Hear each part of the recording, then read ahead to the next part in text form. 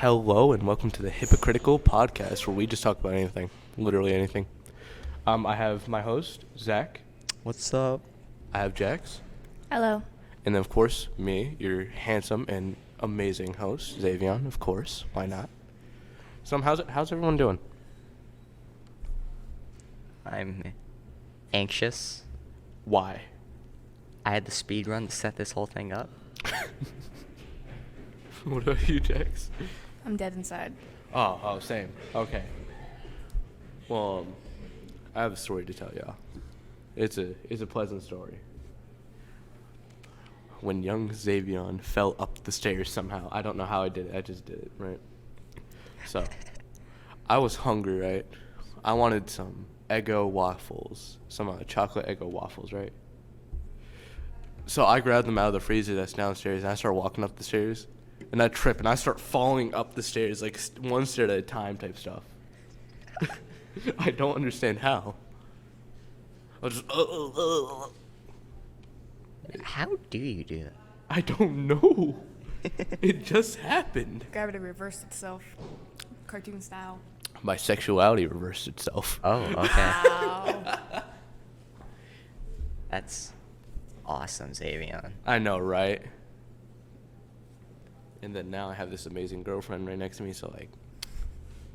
I've never felt like a third wheel more in my life. And I have this amazing homie. Let me fix that sentence. Okay, thanks, man. No problem, I got you. I got a pretty good story about when I fell down the stairs. Oh, I thought you were going to talk about the Sonic movie. The cursed happenings of that. No, I talk can't about really that, say that's anything lame. exciting happened. No, during it was that. cursed.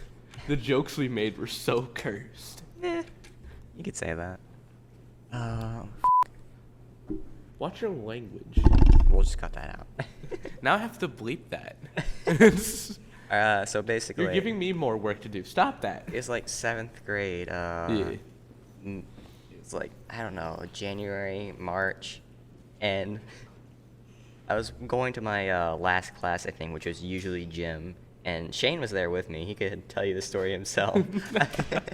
I was walking down the stairs, and I don't know what happened. I just started acting like a cartoon character, and I just started sliding down. What?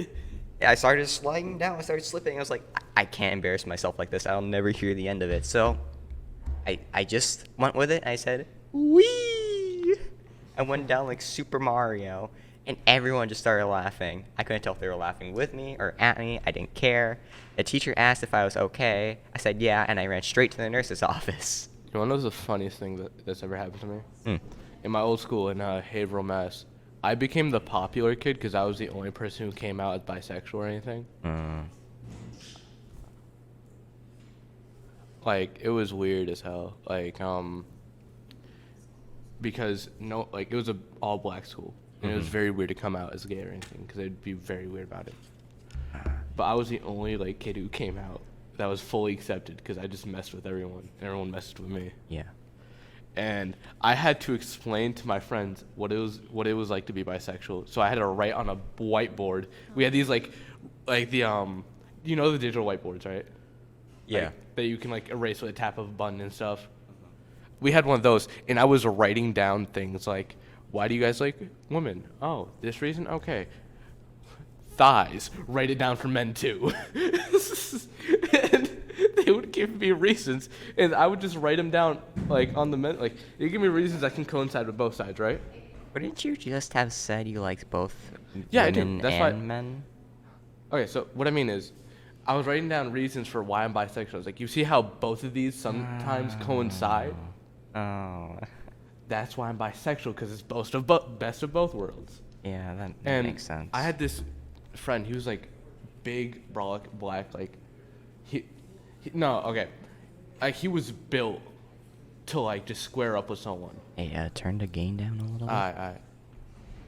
Like that. But he was built to square up, right? And he never did. He was a straight poet. He was the softest heart I've ever seen, right? Yeah. And he loved poetry. So he was the first to get it. He was like, oh, I get it. Actually, let me see that real quick. So you like dudes I might and get a girls? little closer. Move a little closer. Yeah, a little closer. Like this? Yeah, that's better. I guess you gotta be right up next to it for it to register properly. Jax, what do you have to input on the story?